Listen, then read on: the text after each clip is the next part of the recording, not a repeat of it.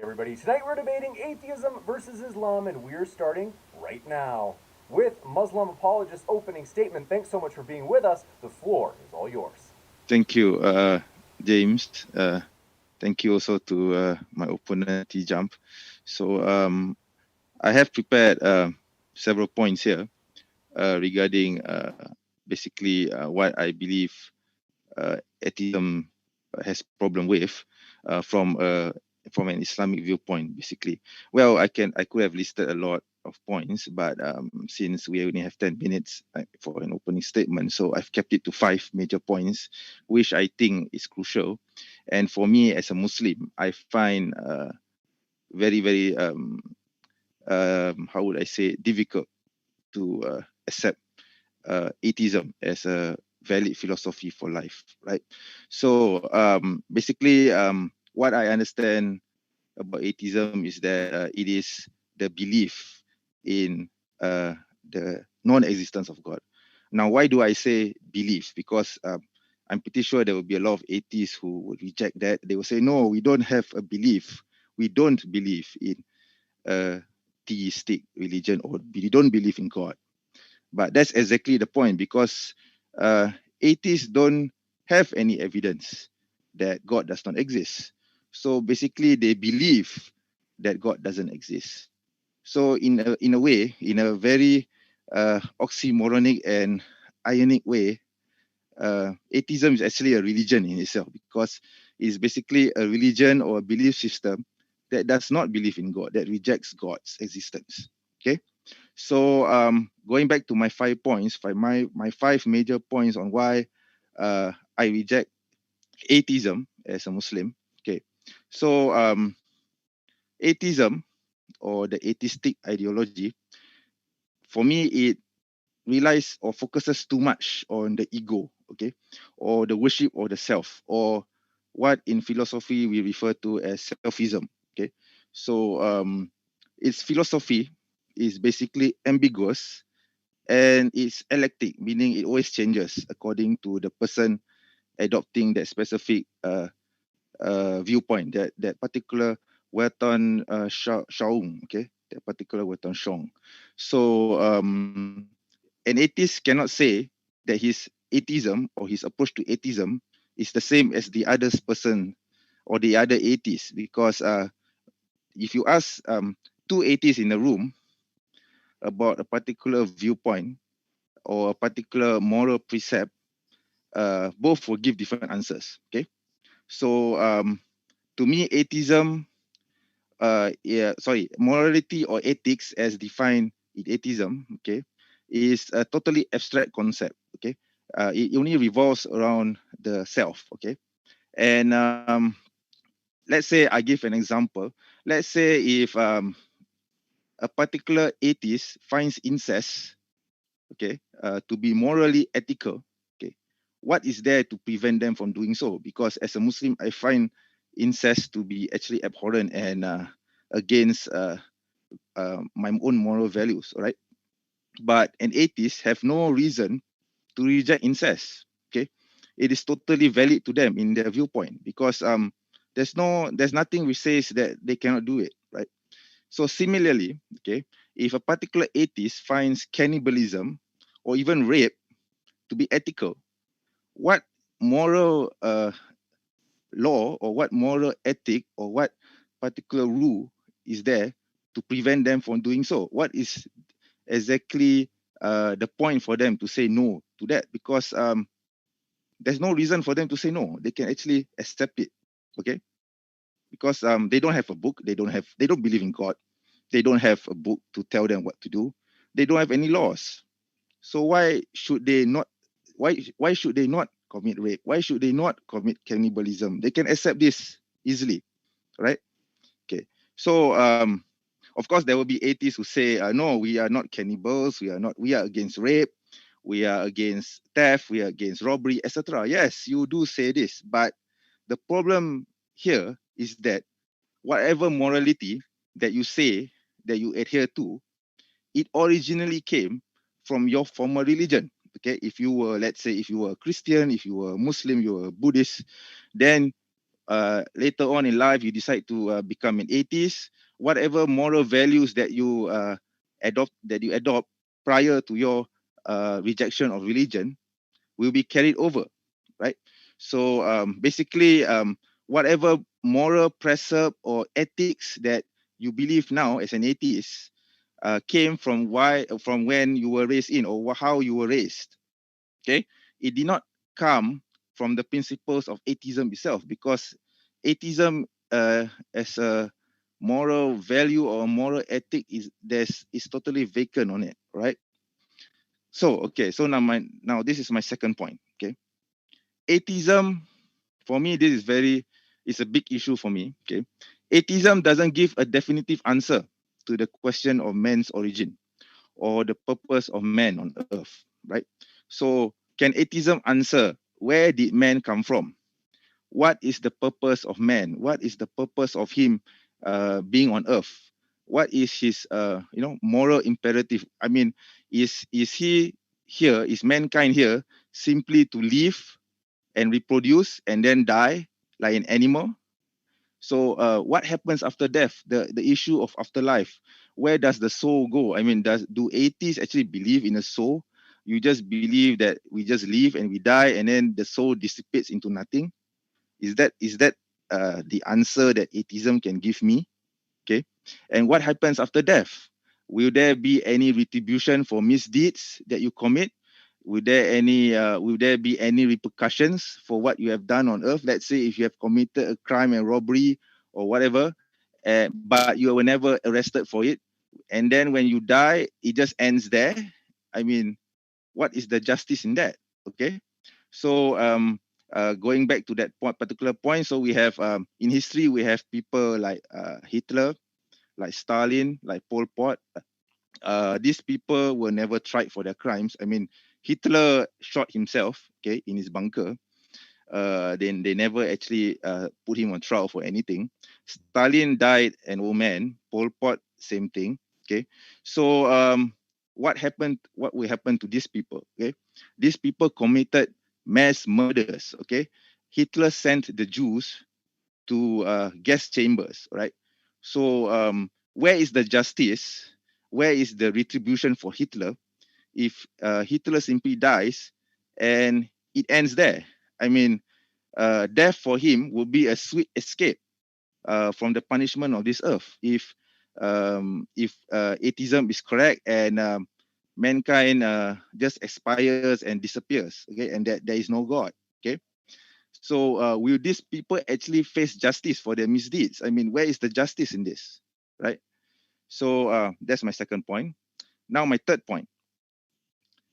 Atheism, to me, is inherently hedonistic, and it also leads to fatalism, okay? It gives man no real purpose to life or living, okay? So basically, atheism is saying that mankind just lives and it is so. And we just continue our own miserable lives. We go to work and we come back to work.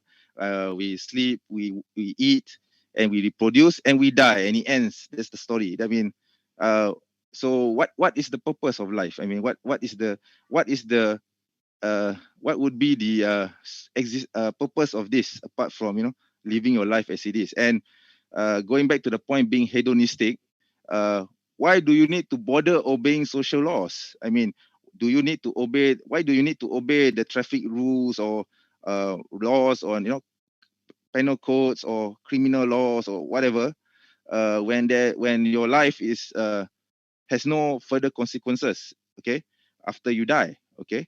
So whatever repercussions that you have done here on earth, you don't actually face them if you die, okay, after you die. So what would be the point of of obeying such laws? I mean, if you want to commit rape, you want to commit murder, and you can escape that, you can escape the laws here on earth.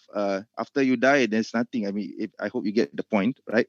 So beyond the need to survive and to reproduce, man has no reason to exist. This is what atheism actually argues for. Okay, okay. So even the desire to gain knowledge, okay, or even self-improvement is meaningless, because when one dies, all this knowledge, all this wealth, and I mean, all the self-improvement, all the learning that you get. Let's say, you know how to do math, you know how to do chemistry, you know how to do, history, etc. All this knowledge, all this grand wealth of human knowledge. When you die, it becomes nothing. Okay. I mean, of course, there will be people who will carry on forward your work, but what benefit does it bring to you yourself as a human, as a human being? I mean, it just ends there when you die. You see. So so this is my third point. Okay. Now my fourth point. Okay. Got about 1 minute left. Atheism. Yes, all right. So I'll make it quick. Okay. Atheism leads to serious mental health issues. Okay. So there are problems such as depression and eventually suicide. So I'm going to show here a small if you give me 1 second to share this. Right. So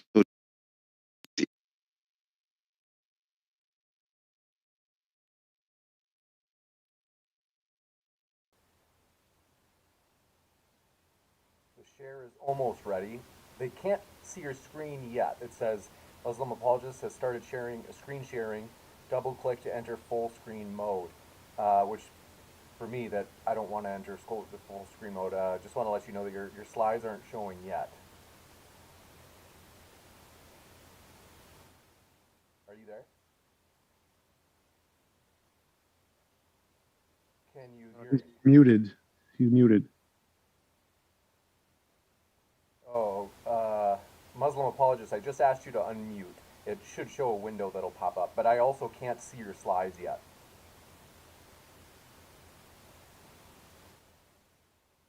Muslim Apologist, we cannot see your slides, and we can't hear you either. Oh, sorry. I mean, when I show my slides, I got muted by itself. So I'm afraid I can't show the statistics. But anyway, just to make it quick, the stats actually say that the number of atheists who die from suicide is higher than theists. Right. So this proves my point that atheism leads to mental health issues. Right. And according to studies, higher religiousness results in higher meaning in life, whereas atheism and agnostic beliefs result in suicidal thoughts. Okay, so my last point, since I only have like 1 minute left. Okay, so the last point is that atheism has made no significant contribution to mankind or to civilization. Okay, there is no such thing as an atheist civilization. Okay, the closest that we probably have to atheists dictating state policy or state atheism are countries like North Korea, People's Republic of China, Soviet Union, and Cuba. At least until for in the case of Cuba, it was until 1992, right? So as we all know, these countries aren't exactly the moral paradigm or values. There's a lot of intolerance of minorities, persecution, etc., and enforced state ideology upon the population. And with this, I end my presentation. Thank you very much for allowing me to speak. Thank you. Yeah. Thank you very much. And want to let you know, folks, if it's your first time here at Modern Day Debate, we are a neutral platform hosting debates on science, religion, and politics. We hope you feel welcome no matter what walk of life you are from. And we're going to kick it over to Tom for his opening statement. But thank you very much, Tom. And 1 second, I'm going to reverse the screens because they just flipped on me. I'm not sure why. But go ahead, Tom. The floor is all yours. Yeah, sorry about that. My Zoom crashed, I think. I don't know what that was about. Yeah, so apparently our debate is about Islam versus atheism, but I didn't hear any evidence presented for Islam, just complaints that he doesn't like atheism or he doesn't like the fact that we don't make stuff up. The biggest objection here is that atheists don't make stuff up about answers they don't know the answer to. We just say except we don't know. So we could make stuff up. Here's the biggest kicker is that all atheists could make up answers just like theists do. What is the meaning of life? Well, potato. That's the meaning of life. And now I have an equally valid answer to Islam because Islam has no evidence. So anybody can make up any answer they want to the questions of life and give an answer. The question is there any evidence to support it? And there's no evidence to support anything Islam says. It's completely made up. It's just an arbitrary assertion, just like all religions. So atheism prefers to go with the actual evidential positions and go with what we actually know is the case rather than make stuff up, which means atheism is inherently the better position. Secondly, atheism does more for the world than literally any other position. Like atheism, most of the highest ranking scientists in the world are atheists. Like go to the National Academy of Sciences or the Royal Society. Percent of theists is 5%. 5% of people believe in a God. The vast majority do not believe in a God. It's the case that so atheism has done more for pretty much literally everything in the world than Islam has. Non-secular societies have the absolute best stats, the least crime, the least rape, the least divorce, the most education, the highest standard of living, the highest access to food. Literally, the less religious you go, the better society is in literally every measurable respect. And the more religious you go, the worse it is in literally every measurable respect. There's this common theme among theists that they're confused. They don't understand that cherry picking the worst examples of atheism, like Hitler or Stalin, which aren't atheists at all, or not atheist organizations whatsoever, still doesn't show that atheism is bad, because guess what? Most atheists are better than those two and don't adhere to those two. So saying that they're the example of atheism is like saying that the people who flew planes into the Twin Towers are the pinnacle of Islam. So his argument that Stalin and Mao are examples of atheists and that what atheists are really like is like if I said, well, every Muslim is like the terrorists who flew planes into the Twin Towers, like cherry picking the worst examples and then using those as a way to try and claim that is the epitome of that ideology. Secondly, Hitler and Stalin and Mao had nothing to do with atheism. Atheism is literally a not belief. They literally lack something. Calling any of those movements atheist movements is like calling them non-golf player movements. Hitler didn't play golf, and that's what inspired him to kill all the Jews. Well, clearly not. The fact that he didn't play golf or the fact that he didn't believe in a God can never be a positive motivating factor in what inspired him to do the things he did. He must have a positive motivating belief to cause those actions, which was his political beliefs, not atheism. So we can prove definitively, as every single academic everywhere in the world admits, that those are not atheist movements because they have literally nothing to do with atheism, because it's not actually a positive belief. You have to be an idiot to think that those are atheist movements, which most theists are conveniently. Secondly, we know that all of the evidence indicates there is no God. All of the academic fields in literally everything from biology, math, physics, cosmology, philosophy, all atheists, all of them. None of them have ever corroborated a God. God has been proven false in pretty much every realm it could have been. There is no evidence to support the existence of a God whatsoever, just nothing. And so theists decry, they complain that, well, you guys don't have an explanation for the meaning of life or how the universe began or whatever. It's all just arguments from ignorance. Those are literally called arguments from ignorance. It doesn't make a good argument. It's saying you don't know, therefore you're wrong. Clearly not the case. In fact, it's usually always the other way around. The people who claim to know are always wrong, which has been proven by religion time and time again, where they think they know something, they're always proven wrong by science, which is secular. So all of his assertions are clearly incorrect. And I can address most of his criticisms about what he thinks about atheism later. Morality, most philosophers are atheists. 70%-ish are atheists, and 66% believe in objective morality without a God. You don't need a God for that. Theists are just making stuff up. They think you need a God because of their biased opinions. You don't, and which you haven't for the beginning of time. Morality did not come from religion. The moral beliefs of most humans have nothing to do with religion. It has to do with biology. We know this because we can see morality in animals, apes, chimpanzees, most mammals, elephants, dolphins, pig, you name it, we can see morality in it, which none of them have a religion. So clearly we can prove definitively morality has nothing to do with religion, just scientific facts. What else? Morality is abstract. He's made up an invisible sky daddy, and he thinks that grounds morality, and he's calling someone else's morality abstract is kind of ironic, since all he's done is made up his own imaginary friend and called that a basis of objective morality. So theistic objective morality is actually the most abstract of any because it has no basis in philosophy, whereas the secular models of morality do have a basis in philosophy. They're much better models, as we can see in my debate with David Wood. I demonstrated that secularism is a much better grounds of morality than theism, because theism doesn't answer any of the questions that we're asking in order of a model of morality. In order to assess which model is better scientifically, we can look at the evidence. The evidence more indicates all of the secular views are more rational. In order to assess which view is better politically, we can assess the consequences in society. Consequences in society say that atheist societies are objectively better in every measurable way. So that's really the only two ways I can think of to assess which is better, and atheism wins on both, hands down. I'll conclude there.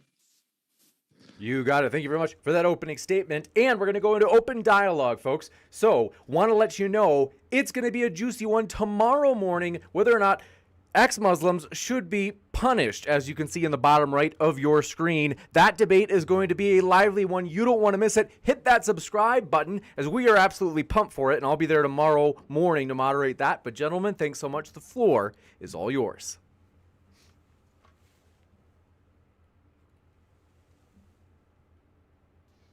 Yeah. So should I ask some? Should I respond to TJump basically? Go for it. All right. So okay. So I noted his points. Okay. So TJump says that there's no evidence for the sky daddy, right? So for Muslims it's not an issue because we do have the evidence, and it's called the Quran. Okay. Because we believe that the Quran is literally the word of God that came from the sky. Okay, so if Christians believe that the word was made flesh, then we believe as Muslims that the word was made book, okay, which is the Quran. So the Quran actually issues several challenges to non-believers, to disbelievers, to imitate the Quran, to be like it, and to create a surah exactly like it in Arabic with the Arab grammatical rules. And then until today, no one has ever managed to do that. Okay, so of course you may say that this is not objective, this is subjective, but actually there are many scholars, okay, who actually say this challenge is actually very objective. Okay, so there are many excuses from people who don't know Arabic who say that this challenge is meaningless, this challenge has no basis whatsoever, but it's actually a very objective challenge, right? The next point. So you're saying that the Quran existing is evidence? Because it's not. I don't know, like a book like Harry Potter, the book Harry Potter existing isn't evidence of Harry Potter being magic. So I don't understand what you think how that is in any way evidence of God, that it was written in a book by farm herders 2,000 years ago or thousands of years ago. Well, you see, because the Quran was written in a very beautiful Arabic prose, okay, something which no man could ever imitate. So the challenge is simple: to create something of similar value which can defeat the Arabic prose of the Quran. Okay, the prose of the Quran aren't evidence of a God. And one, they're not very beautiful; they're pretty crappy. Secondly, we know literally who wrote them. So none of that's evidence. The fact that it's pretty words are not evidence. But you are just denying. But basically, you're just denying. You're just dismissing the challenge, okay? Because the Quran openly challenges this, right? So if you don't want to accept it, it's not the challenge of trying to imitate the surah of the Quran. See, so if you are just dismissing say then I can't do challenge anything. Of what? What is the challenge? The challenge is basically to create a surah like the Quran in Arabic. Okay, yeah. Harry Potter is more beautiful in every way than the Quran. Quran defeated. No, it's not. It's not. It's in English. You have to do it in Arabic. Because Arabic is not beautiful. Like your subjective opinion about Arabic isn't evidence of a God. But you are being subjective. But that is your subjective opinion in saying that Arabic is not beautiful. Okay. Right. So you need to be in Arabic. Point. What you presented as evidence was your subjective opinion that Arabic is beautiful is evidence of God. That's not evidence of God because everybody's subjective opinion. I would, but as someone who has studied many languages, I mean, I do study English, Malay. It doesn't matter how many languages you Chinese, study. Pretty language isn't an objective. But basically, feature. I'm saying after having studied so many languages, I find Arabic to be the most beautiful. I don't care what you think is the most beautiful. But that's precisely the problem, because you don't care. You see, you're not willing to face the Quranic challenge. The amount of you studying languages is not evidence of your ability to discover which is the most beautiful. That's not how it works. Beauty, not. I'm saying that Arabic is a beautiful language based on what I understand. I don't care. You don't get to make that decision. If you reject that, that's not exactly the issue here. You see, I mean, I know it's subjective, yes, but the point is, the Quran made a challenge, and all you need to do is actually to hire anyone. You're waffling. You're not addressing the point.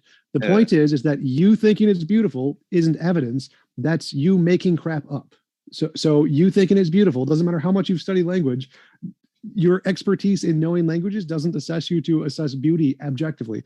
So no, your opinion about which is beautiful is not evidence that It is beautiful, and it's not. And even if it was beautiful, that's not evidence of God. So none of what you said is actually evidence of a God. It's just you feel the Quran is beautiful. That's all you said.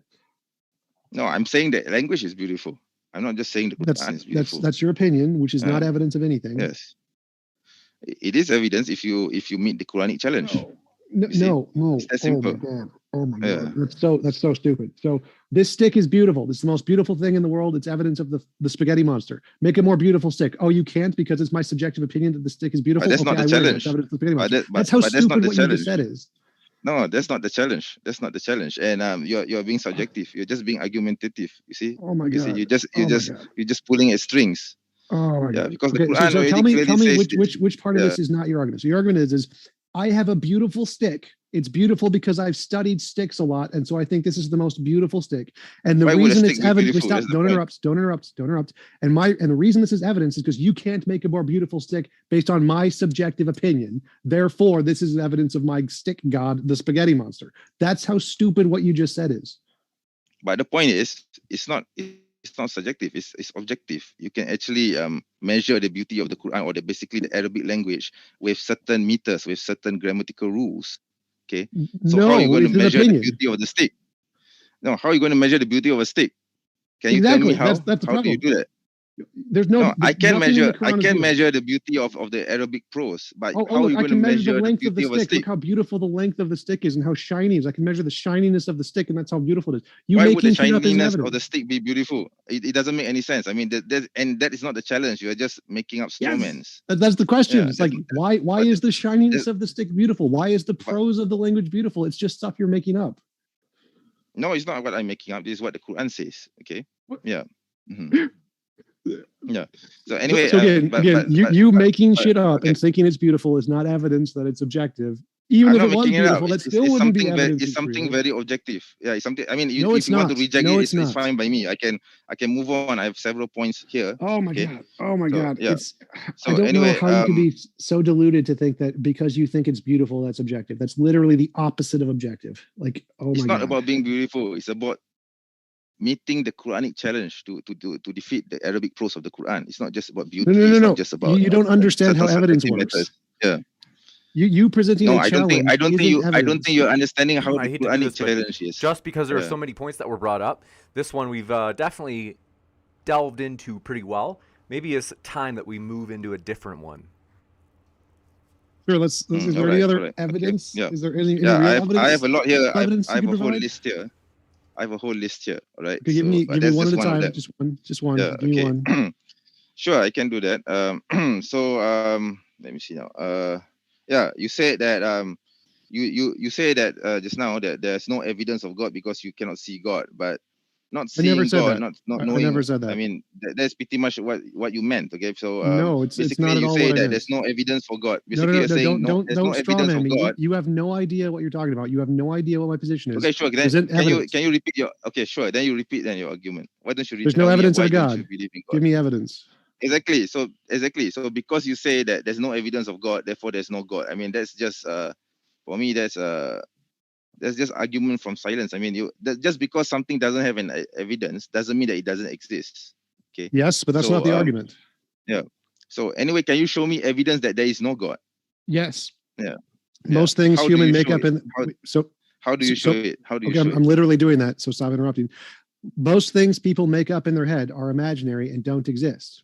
The God belief is something people made up in their head with no evidence. Therefore, it's reasonable to believe the God belief is imaginary, just like all the other things people make up in their head. Conclusion, it's rational to believe God is an imaginary thing made up in human's head and nothing more. So if I imagine that your mother doesn't exist, does it mean your mom didn't exist?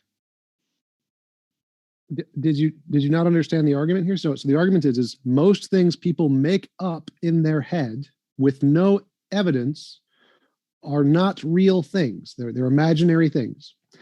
If you have an idea which someone has made up in their head and it has no evidence, then it's reasonable to conclude it's an imaginary thing.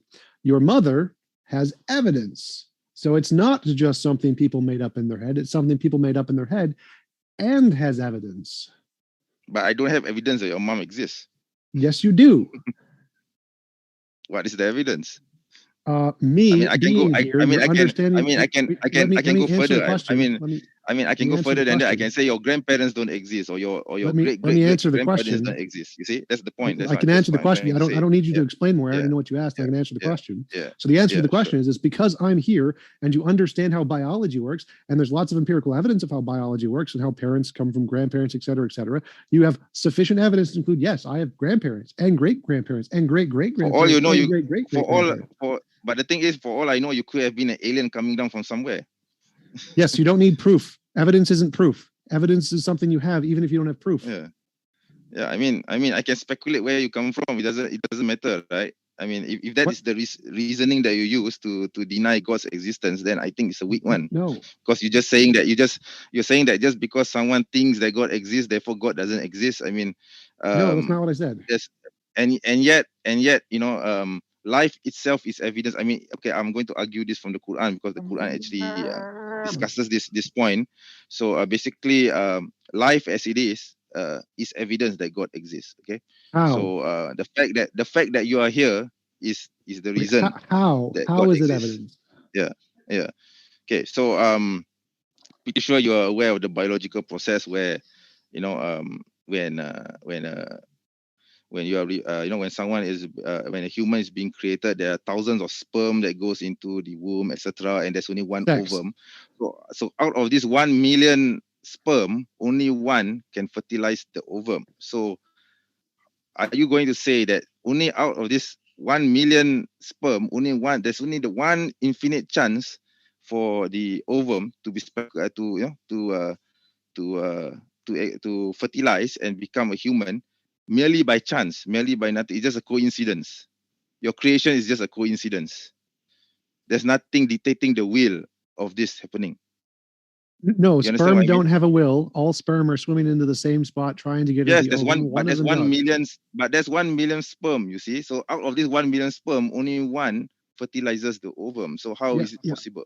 If we go to the ocean, if we go to the ocean and I toss in a piece of bread, only one of the millions of fish will get to eat the bread. No, that's not necessarily true. That's not necessarily true. Oh, why is that true? Why is that so true? if you throw in a tiny breadcrumb, a single piece of breadcrumb, and it's bigger and it's smaller than a fish's mouth, and a fish eats the entire thing all at once, then one fish will get the piece, and that'll be it. No more bread. Bread gone. I don't get the logic because I think you're just doing fallacy or equivocation. Yeah, that's not my point. That's not my argument actually. That's not my argument. My argument is the fact that my argument is that the fact that you exist out of this 1 million chance shows that you know that God does exist. You are created because of the will of God. If you get what I mean. I'm not sure whether you get what I mean. So 1 million chance that a sperm goes into an egg, therefore God. Yes. So there's a 1 million chance that I throw the piece of bread and the fish that eats it. Wait. Let me finish. Whatever fish eats it, there is a 1 in a million chance that that one fish would eat it. Does that prove that I'm a God and that I designed it specifically for that fish? No, it was just chance because there's a lot of them. So if there's a lot of things and only one of them can get the prize, then that's just probability. It's like a dice. If there's a dice with a million sides, one of them is red and it lands on the red one eventually. It's not proof of a God. Yeah, wasn't it Einstein who said God doesn't play dice with the universe? Yes, Einstein and by God he meant pantheism, not a mind. So pantheism, as in just nature, not a mind. But you're leaving it to random chance. I mean, this is just simply random. It just happens out of nothing. That for me, this is I think this sounds as though you're making it up in your head. It goes back to your argument about making things up in your head. You see, I don't make it up if it's a demonstrated part of reality. Yeah. If it's a demonstrated part of reality, that's literally the opposite of making it You're up. just assuming just simply because you're throwing a breadcrumb into the ocean and then therefore there's only one fish and then therefore it doesn't mean that you are the creator. You're just making it up in your head. I don't see how is this evidence for no God? I see. That's called an analogy. This is not evidence for no God. It's just simply something you're making up in your head. No, that was a counter to your argument. So your argument is an event that is highly improbable is evidence of a God. And then I created an event that is highly improbable that had no designer. So that disproves your argument that something that is highly improbable is evidence of a designer or God. No, it's not. But the thing is, I can argue it this way. The fact that you threw the breadcrumb was by the will of God. What? See, the fact that you threw the breadcrumb to give the fish to eat is evidence that God willed you God to damn it. to do that action. You see, so No. it doesn't prove that there is no God. It doesn't prove that there is no God. That's what I'm trying to say. Nothing Okay. you're saying is making any sense right now. So the reason there's no God is because any belief humans make up in their imagination that has no evidence is by definition defaulted to be just a thing a human made up in their imagination. Okay, fine. Then I think oxygen doesn't exist because I don't see oxygen anywhere. I think oxygen is a made up thing in my head. Okay, well, How we've would you argue empirically to that? demonstrated it, so that would be a good Yeah. start. How will you empirically demonstrate it if I don't see oxygen in my life? I have never seen oxygen in my life. All I hear Because is we can theories, literally history. break it apart All I and know is separate it and combine it. all I know that there's molecules and particles and atoms, but I've never seen a molecule or atom in my life. Yeah, that's what Why would science does. Science proves it's real. So can you prove God is real like science proves things are real? well I just did by showing the human No, you didn't do creation. it. Like you didn't do any of that. So how would you There's scientifically many. provide Well, evidence? let me finish. There's many other evidences. I mean, you can actually, there's a whole plethora of evidence you can choose from. Okay, it's not just about humans creation. It's also about the animals, about plants, life itself. Okay, the fact that the sun and earth is in orbit. Okay, the space itself, the stars, the moon. I mean, all this came from chance. Okay, how you're just saying that all this just happened by coincidence, No, and laws of physics. there's no purpose to life apart from just us being here, exist, palm like as it is without any. So you're just you're just simply assuming that everything just exists in this life, and there's no creator. If I were to throw okay, I'm going to give an analogy. If I were to throw a bunch of Lego blocks on the ground, would that block suddenly become a castle? Can you The answer that? correct laws of physics forced it Yeah. to. Like what? None of what you're saying is evidence. I mean, if I throw a bunch of Lego blocks and I throw it to the ground, would that bunch of Lego blocks on the ground suddenly form into a castle? If there were laws of It's a physics simple that forced question. them to, yes.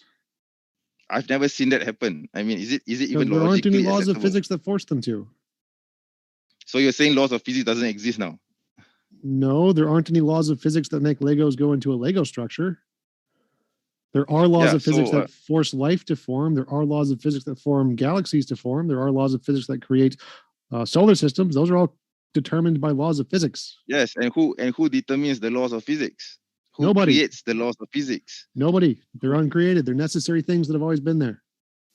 Why would it be necessary if there's nothing created by chance? Everything is by chance. Nothing happens. I mean, there's no purpose to it. It just happens Absolutely by chance. nothing you just said makes So sense. That was not a basically, you're coherent saying sentence.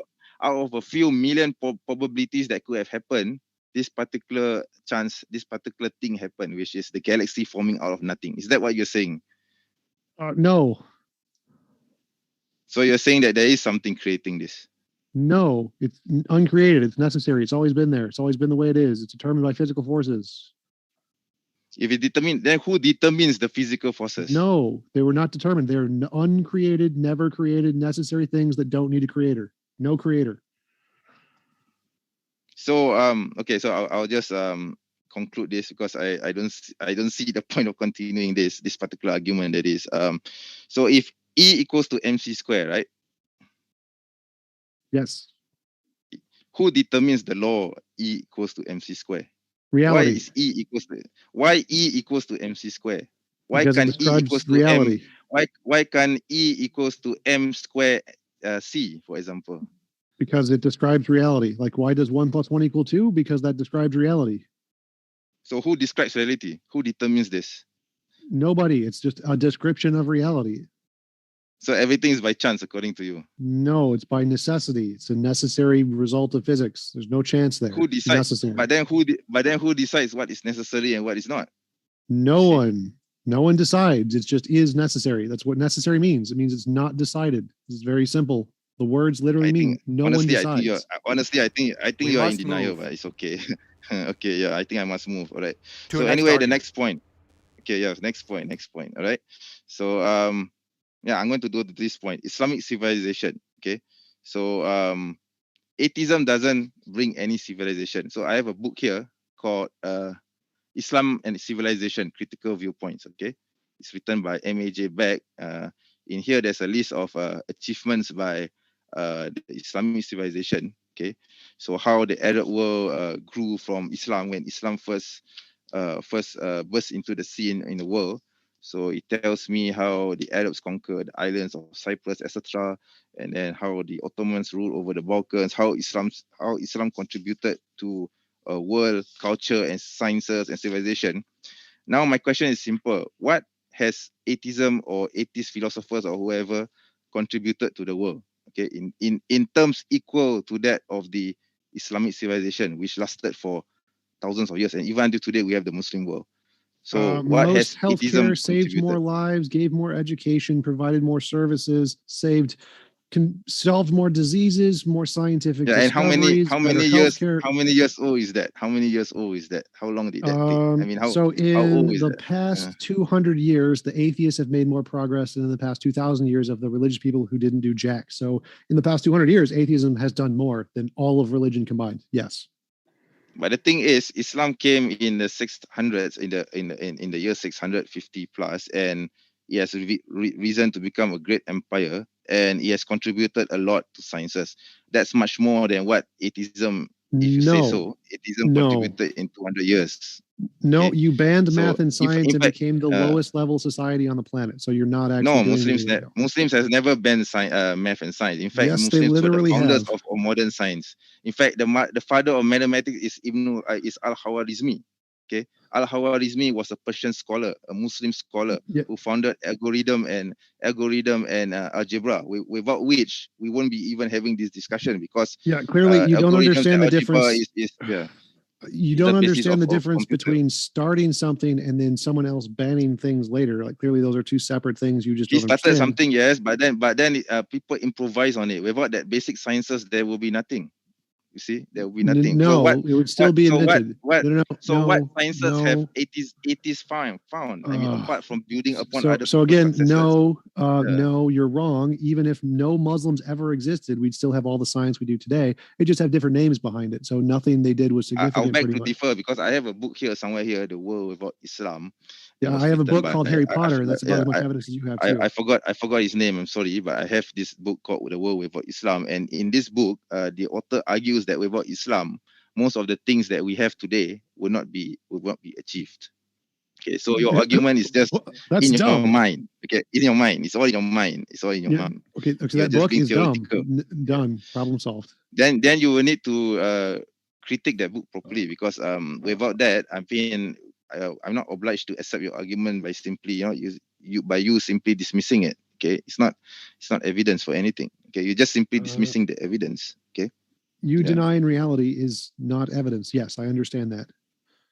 I'm not denying reality. You are. Yes, you definitely are.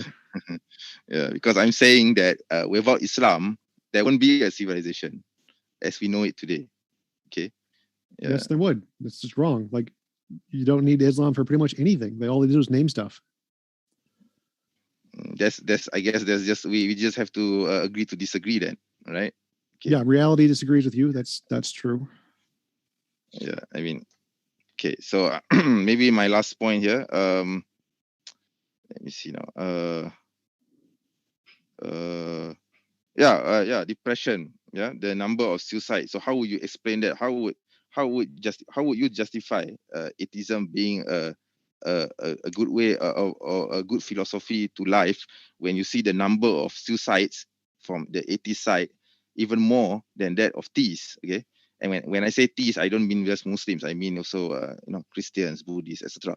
It seems to me that being an atheist is much is much more, makes you more prone to depression and suicide. It doesn't give you a great life, okay, compared to being a theist, yeah, or being a Muslim for that matter. Yeah, in fact, in that statistic, Muslims have the lowest number of suicides, okay, per 100,000 and the highest people. number of beheadings and arm cutting off and capital punishment and marital rape and suicide bombings. No, that's not. And No, that's not correct. crime and homelessness and malnourishment. So yeah, I'm going to say that people who live longer. No, I can give you the. I have it here. Where is it? Live debates. Kenny Boomer, you can show it here. Islam. Yeah. If you are curious which states and countries have the best of all the states, you can check the Pew Forum Religious Landscape Survey. And then you can go ahead and check how the various states are faring in terms of societal well-being. The correlation is clear and strong. The more secular tend to fare better than the more religious on a vast host of measures, including homicide, violent crime, poverty, obesity, diabetes rates, child abuse rates, education attainment level, income levels, unemployment rates, rate of sexual transmitted diseases and teen pregnancy, etc. You name it. On nearly every sociological measure of well-being, you are most likely to find the more secular states with the lowest levels of faith in God and the lowest levels of church attendance faring the best, and the most religious to have the highest levels in faith in God, with the faring worst in each of these criteria. Yes, your religious stuff is worse in every one of these. Do you have a source for that? Not done yet. So I grant that yes, there is a higher suicide rate in areas that have significantly better well-being, because people who are depressed live longer, so they are able to kill themselves. Whereas in the countries like Islam, they are put in prison, usually killed and tortured, and so they don't have the opportunity to kill themselves because they don't live long enough. So yes, secular societies are better in like literally every way. The number of suicides is just indicative of that. That's not actually, it doesn't actually make Islamic societies better. It actually makes it worse. No, I don't think you get it, because I'm not from the Middle East. I'm not from Pakistan. I'm not from India. I'm from Malaysia. I didn't say Middle East. I said world. Yeah, I mean, there are problems in the Muslim world. I grant that, but I don't think this is also true in America. fair. So if you compare states in America, the same thing is true. Yeah, but I'm talking about atheism, atheists in general. I'm not talking about specific regions, you see. So you're just saying that in the Muslim world, there's a number in America do better in every category than the religious in America. The atheists in the world do better than the religious as anywhere in the world. I disagree, because that's not what the statistics say. That's not what the statistics literally just say. read them to you from the Pew survey data. I literally just read it from the Pew survey data. What year was it from? What? Every year. It's the same data every year. They get the same result. It's the continuous. It's not just like one magic year. Somehow atheists are doing better this one magic year. It's every year. Then how do you justify the data that I sent that I showed? I mean, I can't show it, unfortunately, but that's what the data there are more that I have. Suicides? Yeah. Yes, there are more suicides in atheists, from atheists. Yes, there are more suicides. That doesn't make the society better. I mean, doesn't that mean that, atheists have a problem with mental depression? No, it means that more of them are surviving and giving the opportunity to hate life and not being killed. So no, it does not mean that. Why would it not mean that? To me, the data shows I literally just said that. So when people survive for longer, there are more people who have mental health conditions that grow to the point where it becomes damaging to them, to the point where they commit suicide. In societies where you starve to death and you are put in prison and you are killed, those people don't grow because they're killed. So in your society, they're murdered. In our society, the people who have mental health conditions can get to the point where they kill themselves, but that's indicative that our society is better than yours, because in yours, they're murdered. In ours, they live long enough. No, we don't murder atheists. We don't murder atheists. What? That's you presuming. That's literally a thing in like every Muslim country. You're poisoning the well. No, not every Muslim country. We have atheists in Malaysia. We don't kill them. We don't kill atheists in Muslim countries. I think you're watching too much propaganda. Atheists and religious skeptics can be executed in at least 13 nations. Afghanistan. Stop me when any of these are not Muslim societies. Just tell me which one is not a Muslim society. Afghanistan, Iran, Malaysia, Pakistan, Qatar, Saudi Arabia, Somalia, Libya, not. I would disagree with that. Yemen. Which one? I would strongly disagree with that being Malaysia. Why would you include Malaysia in this? I don't believe this. I mean, this is totally wrong, because I literally just Googled it. Discrimination against atheists. Yeah, that's why you are asking Sheikh Google. You're asking Sheikh Google to tell me. Yes, because Google shows the evidence of people getting their heads cut off. But I'm living in the Muslim world. Okay, you are living in the other side of the world. You're in Malaysia. Malaysia is one of the places. Yeah, exactly, which is wrong. Wait. You listed Malaysia, which is wrong. Stop interrupting. Atheists and religious skeptics can be executed in at least 13 nations. No, they can't. Alphabetically. No, they can't. Afghanistan, Iran, Malaysia. It's the third one on the list. No, they can't.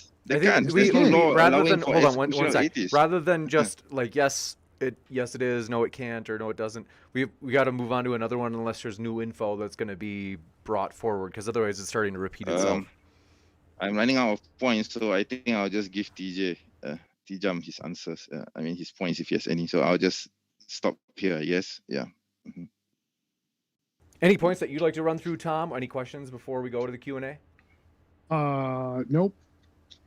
You got it. We are going to jump into the Q&A, folks. Want to say thanks so much for your questions. You got a good amount so far, but we might have enough time to get through more if you submit them. And we're going to jump into it right now. Thanks so much, and want to remind you our guests are linked in the description. If you want to hear more, you certainly can by clicking on those links. And that includes at the podcast. We put our guest links in the podcast description box as well. In case you didn't know, we do have a podcast.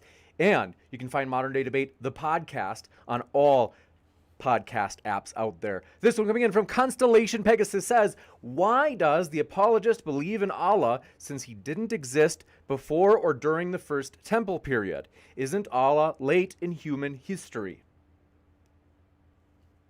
You want me to answer this? I think it's for you. Yep. All right. Okay. So basically, there is this misconception that Allah is the name of a pagan god, etc. This is not true. Okay. Allah has existed right from the beginning of time itself. Allah means God in Arabic. Okay. So the equivalent name for Allah in the Hebrew would be Elohim. Okay. So Elohim is the name for God in Hebrew, right?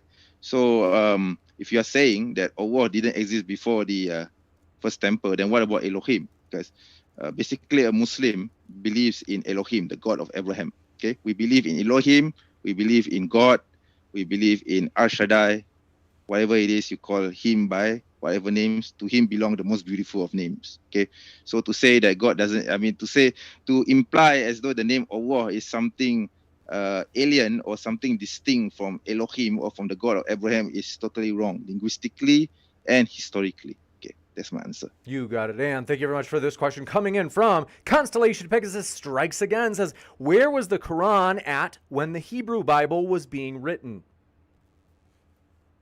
I think that's for you again, Muslim apologist. Most of these are going to be for you, by the way. Until much later in the 6th century, right? So it was preserved in the book. We Muslims believe that the Quran was, or the text, the divine text was preserved in the heavens called the Lauh Mahfuz. Okay, so when the time came for it to be revealed on earth, it came down in the 6th century to the Prophet Muhammad. Yeah. You got it. This one coming in from Mark Reed. Thanks for tuning in all the way from Australia. Mark says, for Muslim apologists, since you can be raised an atheist and still have morals, doesn't that show that morals or moral values come from society and culture rather than religion? Well, in order to be raised, you need to be raised by your parents or your father figure or your mother figure or whoever is it, or grandmother or your grandfather, etc. So it could be that your grandparents were religious, or maybe they had some values that they brought over from their former religions if they are atheists or etc. So regardless, you are brought up in the way that your parents or your guardians have brought you up in, as the Prophet Sallallahu Alaihi Wasallam, okay, in the hadith, he said that each child is born pure as a white cloth, okay, and this child is raised according to how his parents shaped them, whether he becomes a Jew or a Christian or a Majus or a Zoroastrian. He's raised in the religion that his guardians or his parents brought him in. Okay, so basically, this means that whatever values that you carry forth, even though you call yourself atheist, it came from your parents. Okay, regardless. Okay, you so got it. This one coming from, do appreciate it, Mac the Human says, potato is the meaning of life. Checkmate. And Grimlock, thanks very much, says, let's see, want to remind you folks, we are looking for more serious questions. We really do want to increase the quality of the podcast in terms of the Q&A rather than trolling. Happy Camper, thanks for your question. Let's see, XXWLZXX, thanks for your question, says, this is a great lesson. Yep, we are definitely looking for like questions rather than personal attacks, folks. I know that, so it's like personal attacks really don't make it look like you can have the intellectual high ground when you're just doing personal attacks on people. I want you to attack the arguments. Ozian Talks says, quick 200-year history lesson. I think this is for you Muslim apologists. They said, life expectancy has doubled globally and population is 20 times greater than it was. And this is thanks to atheists. So Muslim apologists, what do you think of them apples? Are you trying to deny the existence of Muslim doctors in the world today? There are Muslim doctors, there are Muslim specialists, there are Muslim everywhere. There are even Christian, Christian doctors. There are Buddhist doctors. I mean, I would say that this is a collective effort of the human race, not just specifically to one group of people. So, if the population growth and healthcare improvement has done a lot of good, then yes, all kudos to them. But I don't think this is specifically because of atheists, or any particular group of people, This one coming in from Don Fulman, thanks so much, says, Muslim apologist, can you tell me one great Muslim scientist's name?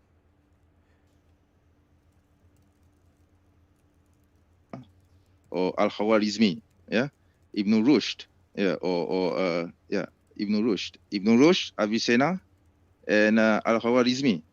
I give you 3 names. You got it. This one coming in from XXWLZXX says, according to the World Health Organization, 77% of global suicides happen in the third world. The third world is significantly more religious than the first world. I think that's Sorry, you, is Muslim. that question for me? Yep. Okay, can you repeat the question? I didn't quite get it. Sorry. You bet. Let me just load this up 2 seconds. This one coming in from same person, XXWLZ, says, according to the World Health Organization, 77% of global suicides happen in the third world. The third world is significantly more religious than the first world. I think I will need to see the data. It could be from atheists, for all you know, or from other, from other belief systems that do not have a god. Because you see, Buddhism is actually some sort of atheistic as well, because they don't believe in a deity in a way. So it's hard for me to comment because I don't have the data. I mean, this is just general, right? So it's not broken down into religions or belief systems. You see, so. This one coming in from The Noon says, would the Muslim concede that the Greeks' contribution to subjects like science and philosophy are proof of their theology? Or does this only apply to Islamic achievements? Well, the Greeks have done their work, true, but it is Muslims who took that knowledge and made it great, and has formed the basis of the modern world today. Because without Muslims bridging that gap, we wouldn't have even a computer. Yeah. You got it, and thank you very much for this question. MB Khan says, quick question to Muslim apologist. Did Prophet Muhammad split the moon in half?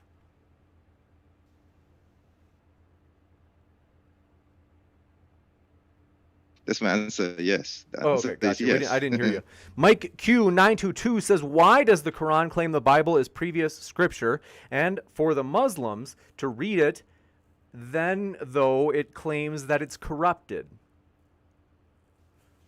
We Muslims don't believe that the Bible is revealed from God. Okay, we believe only in the Torah, the Injil, the Gospel, and the Gospel, singular Gospel, and the Zabur, the Psalms. Okay. What you have in the Bible is a combination of various writings which you claim to be the Torah, the Psalms, the Injil. You have 4 Injils, okay, 4 Gospels, okay, 4 writings claiming to be Gospels. You have the epistles of Paul. You have Revelations, etc. So So these writings have been mixed up so much so that we Muslims, or the Quran says that these writings have now been corrupted, and it is not the Torah, it is not as we understand it, as we Muslims understand it, or even the Zabur or the Injil. Okay, these are 3 separate books, not one book called the Bible. Yeah, so that's my answer. Coming in from Ahan says, the Muslim apologist says you would be a Muslim, or you would not be a Muslim. You'd be an atheist if you were born in an atheist country, or a Christian if you were born in a Christian country. I think that they're trying to imply that this should undermine your confidence in your belief.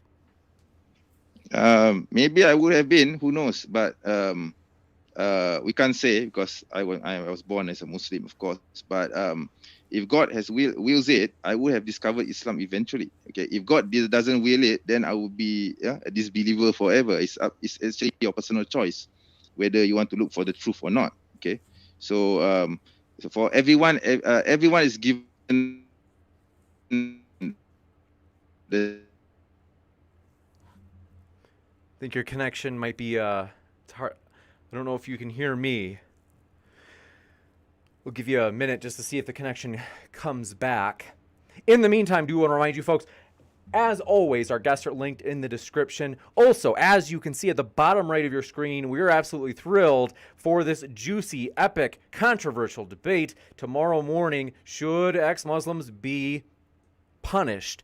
That's going to be tomorrow with Apostate Prophet and Khalid, who's a newcomer. Can you hear me now? Yes, loud and clear, loud and clear. You got it. We weren't able to hear your last response. Or yeah, that was my answer. Yeah. Just to be sure that we heard all of it, I want to give you a chance if you want to say it again. I didn't hear the last maybe half of it. I'm not sure how much you had left. Yeah, I was just saying that everyone is given a chance to seek the truth, and everyone is given equal opportunity to know God. Yeah. Gotcha. This one coming in from, do appreciate your question, from MB, says, what evidence is there for the moon being split?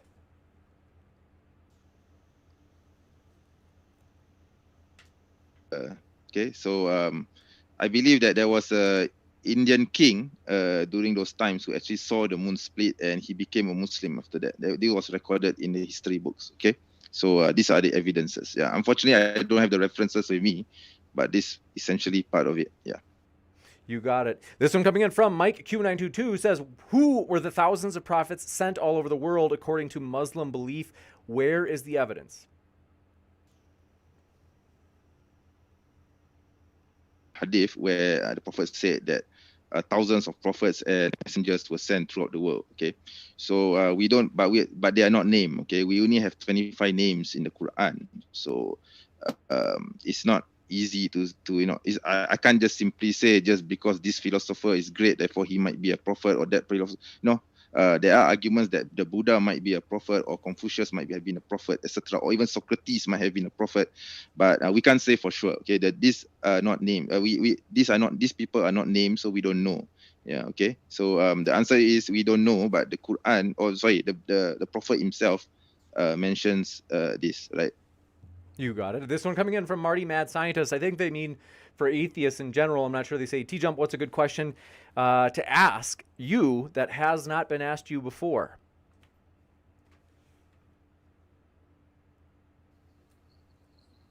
I have no idea. Maybe they mean like, what's a tough question for atheists?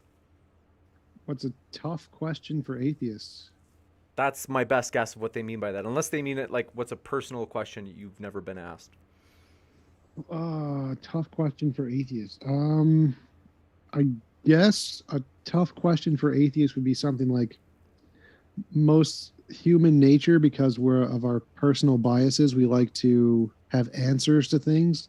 And so many theists like to claim, well, you can't answer this, or you don't know this. And atheists honestly say, yes, we don't know the answer to that.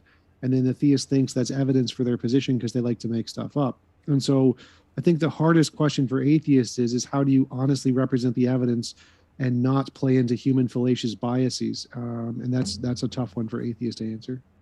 This one coming in from Chris Gammon says, TJump, his argument sounded like, quote, let's see, atheists don't have an explanation for the universe or life, unquote, as a negative for atheism and a positive for Islam. Could you respond to that? Yes, that's literally the thing I just said. So yeah, that's called an argument from ignorance. It's you don't know the answer. I've made up an answer. Therefore, my made up answer is better than you admitting you don't know. It's a common fallacy in human reasoning that humans pre the scientific era used to thought was valid reasoning. They thought that, well, because you couldn't come up with an answer and they could come up with an answer in their imaginary minds, that must mean that their imaginary minds must be better than your inability to come up with an answer, when in reality the correct scientific and logical way to approach it is to wait for actual empirical novel testable predictions to confirm one hypothesis. And until you have evidence and you would follow the evidence wherever it leads. You would admit you don't know. That is the rational, better intellectual position to hold in all cases. This question coming in from S. Aston says, please ask Muslim apologist to describe how he would fail, then correct a science experiment to measure a god.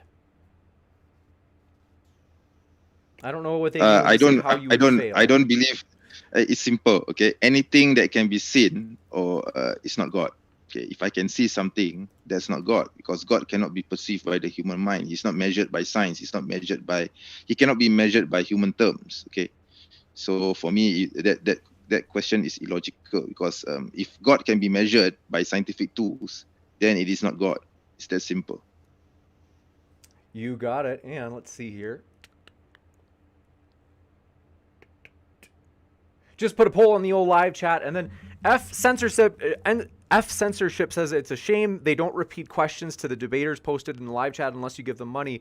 That actually, the last two were actually unpaid. They're just people tagged me in the live chat. So you probably, rather than making up lies, you should probably pay attention. But thanks for this. Next question coming in from Karag Nightwolf says, why does the Muslim assume that the highest suicide rate of atheism has anything to do with atheism? Is that not post hoc ergo proctor hoc?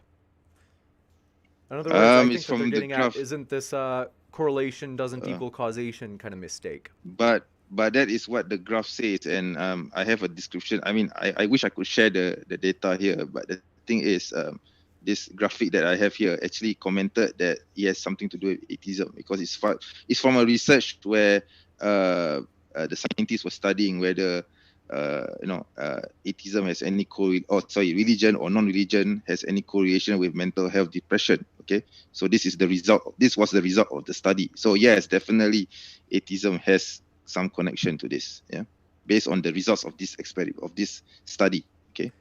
This one coming in from XM Music says, does Muslim apologist believe that his ancestors were forced to abandon their own religion for Islam by the sword in the past? No, I believe, because you see, my ancestors were from Java Island, okay, in Indonesia today. So how Islam was spread to this region in the Southeast Asian region was through Muslim traders. Okay, Muslim traders from the East, from the Middle East, from China, from India. So they came here and they did missionary work, and I'm pretty sure my ancestors were fascinated by their da'wah, by their preaching, and they were convinced of the truth of Islam, and because of that they reverted to Islam. So that is essentially what happened here in this part of the world. Islam did not spread, did not escape. There were no Islamic armies that came to this part of the world, and yet majority of the people here in this region, okay, are Muslim. You got it. And any other questions out there? I think that's it. I think we got to all of them. We did have one last one. I'm going to humor you just because it's the very last one, even though, like I said, we're wanting more serious questions, but nonetheless. Michael McCaffrey, thanks, says, James, how much money to do your opening on Helium? We're no amount. And want to say thank you, folks, for your questions. Thank you very much, most of all, to our guests, TJump and Muslim Apologist. I am thankful that we had this debate tonight. I hope you guys have a great rest of your night out there. I'm going to be back in just a moment with a post-credit scene letting you know about upcoming debates. And want to say one last thank you to TJump as well as the Muslim Apologist. You're welcome. Yeah. Thanks. We'll be one last one. Let's see. Thanks. Marty Mad Scientist says, Dalla, pay it forward for another unpaid chat question. I think actually, like, no joke, as far as I had seen, scrolling up as far as I could, I think we got to all of the unpaid chat questions as well. I'll double check, but yeah, scrolling up to the top, I think we got to all the questions tonight, including just the ones tagging me in the chat that were not super chat. So thanks for that. Appreciate your support. But do want to say thanks, folks. I'm going to be back in just a moment. And with that, we're very excited for this other juicy debate tomorrow night with Destiny versus Gavin McGinnis. It is going to be a juicy one, so stick around. I'll tell you about that in just a moment. Yeah. I'm that guy. Get out of here.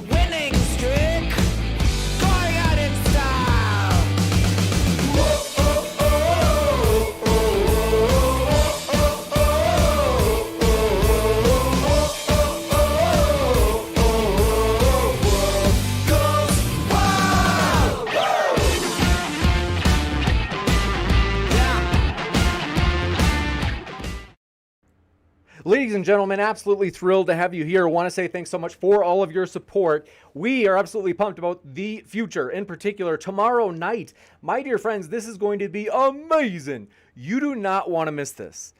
Destiny and Gavin McGinnis, as you can see at the bottom right corner of your screen, it is going to be amazing. They're debating whether or not Joe Rogan's debate was, or I should say his podcast, does more harm than good. You don't want to miss that one, and in particular, it has to do with the context of COVID. You guys definitely will want to tune into that one, and hit that subscribe button if you haven't already, as we are very excited for that one. Citizen, good to see you there in the old live chat, and do want to remind you, if you want to submit a question, as tonight we did, it doesn't happen every night. Sometimes we don't get to it because we have just so many questions, where some nights we do get to read the unpaid, you could just say the normal chat questions. And so we did actually get to do them tonight, but I just noticed some of the questions in chat, you have to tag me though. So if you tag me, if you put at Modern Day Debate, that makes it easier for me to see them, because it's already, I'm trying to pay attention to a lot. And so if you don't tag me, it's like, come on, like meet me halfway. So we want to say, Jim Johnson, thanks so much, says, I had a question. It is true, Jim. I got to let you know, and I'm willing to give you it next time. What we can do is I'll usher your question for whatever next debate it is to the front of the list. I did notice that your question came in, but it said that you erased it. So here's what I had on my side, is that I think it said, let's see here.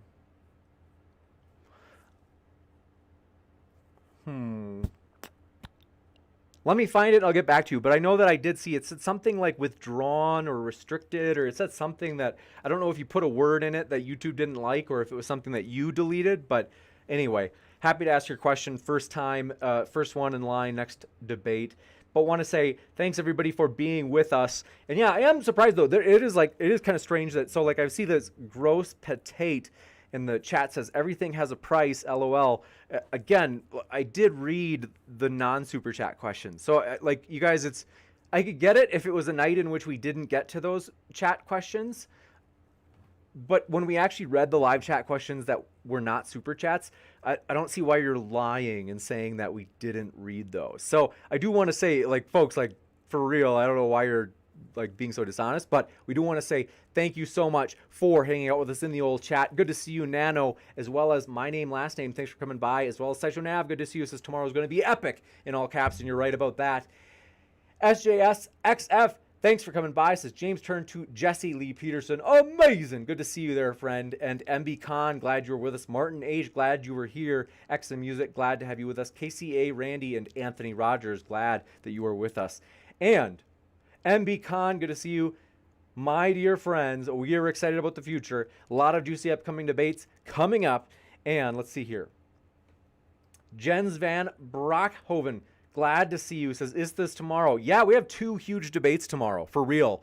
The debate, this one that you're seeing on screen in the bottom right of your screen, is going to be at night. And then we're absolutely pumped that not only do we have that one, but tomorrow morning we have this juicy debate. Apostate Prophet and newcomer Khalid are going to be debating whether or not ex-Muslims should be punished. So that's going to be one you don't want to miss as well. Want to say Mike Keenan, thanks for coming by, as well as S. Aston said, thanks for reading my question. Appreciate it. Even, let's see, my pleasure. And then my name, last name, good to see you. And Rembrandt972, glad to have you with us. A long-time viewer, right? I think I remember seeing you here for a long time.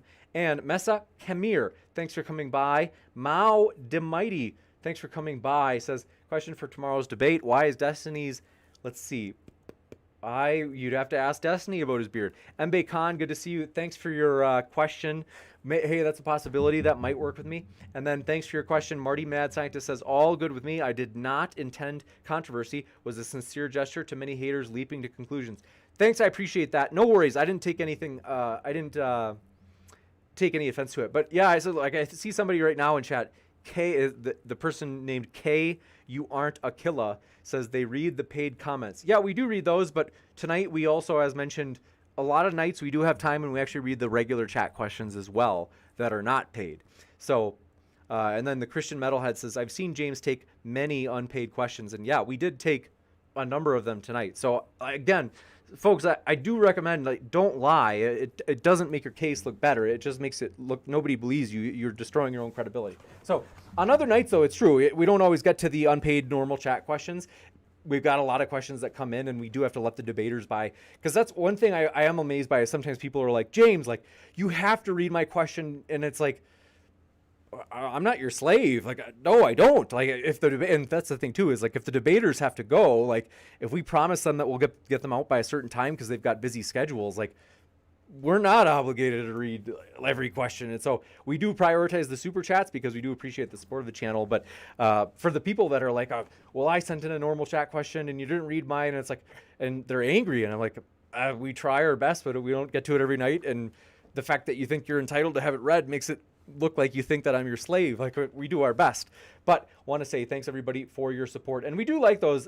Don't get me wrong, we do appreciate the unpaid questions, as we do need questions for the Q&A. So it really does help when you actually do put in questions, whether it be a super chat or not. We really do appreciate that support, as you guys really do help make this channel awesome. And that's one way you do, is just by putting in questions. So we do appreciate that, and want to say thanks for coming by. Richard Americi, am I saying it right? Let me know, Richard. Glad you were with us. Be truthful. Thanks for being with us. Says, we know you do better. Thanks for your kind words. Be truthful. I appreciate that. And let's see here. Proper FPV, we are glad you were with us. Happy Camper, thanks for coming by. Says, so excited for tomorrow's debate.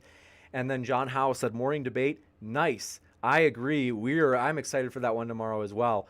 And let's see. Thanks for your super chat question. Jay Schneider says, new vid, TJump's adventure featuring Darth Dawkins and Godless Girl coming Sunday with a James cameo. I didn't know I was in it. That sounds juicy. Crazy fun. My TJump fan scheduled to premiere. That sounds juicy. I'm excited that Darth Dawkins. A lot of you guys didn't know, Darth Dawkins is actually my dad. I made that up. Not really. But Darth Dawkins won't come back on. We wish he would, but he won't. But let's see. Thanks, Rembrandt972 says, yeah, I've been watching Modern Day Debate for a while. Oh, well, that's cool. I was like, I know I've seen your name around here for years. Chess119, thanks for coming by. We appreciate you being with us. And then, yeah, if it's true. Like, if it's something to insult the guest, because they said, imagine if you paid and you did not have your question read, or quote unquote question, it's true. Like, we're not gonna, if you want to pay us to insult the guests, like, that's not what we're here for. We're not here to insult the guests, and so we're not gonna read those types of super chats. But want to say, brother Ben, thanks for coming by. So don't send them, is what I'm saying. Is like, if it's a sincere question, send it. That's great.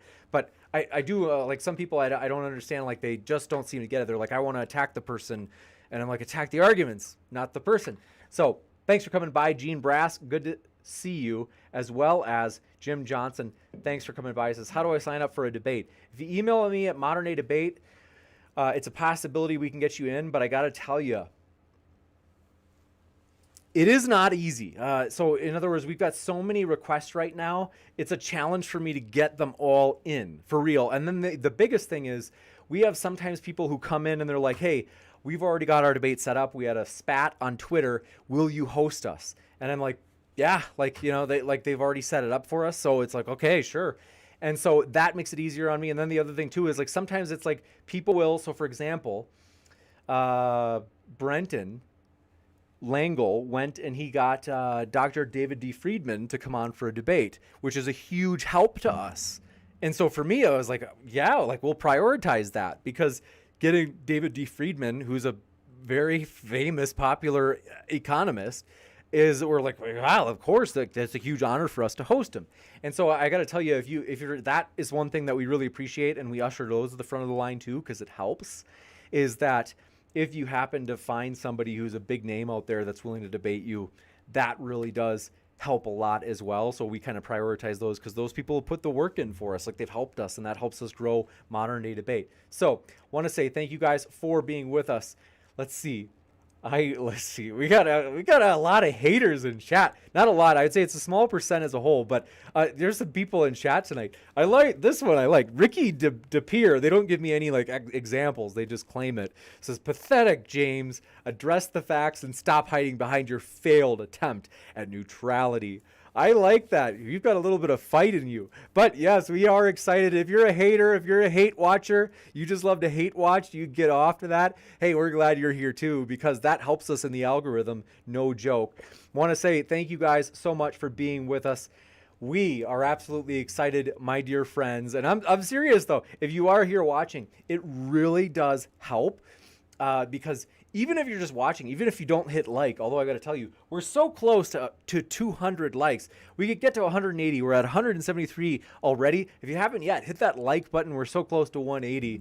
And I've got to tell you though, is that even if you don't hit the like button, even if you're just like, yeah, I just hang out here, that does help us. So we want to say thanks for hate watching. Thanks for watching if you enjoy the channel, because YouTube actually, the way the algorithm works is they look at what you're watching or what I watch, or what anybody watches, and they say, look at what this person is watching, and let's look at other channels out there that watch similar stuff that this person is watching, and we'll recommend it to them as well, because odds are good, since they seem to have a lot of the same interests, that they'll like this Modern Day Debate channel as well. So it does actually, for real, it helps us in the algorithm just when you happen to hang out here. And then Gene Brass says, thanks for the shout out, James. My pleasure, Gene. Thank you. Caleb RM, thanks for your kind words, says, love what you do. Thank you, Caleb. And seriously, it means a lot. And Chris Gammon says, the real way to get on the channel is to bribe James with tons of soy. That's true. Nobody likes soy more than me.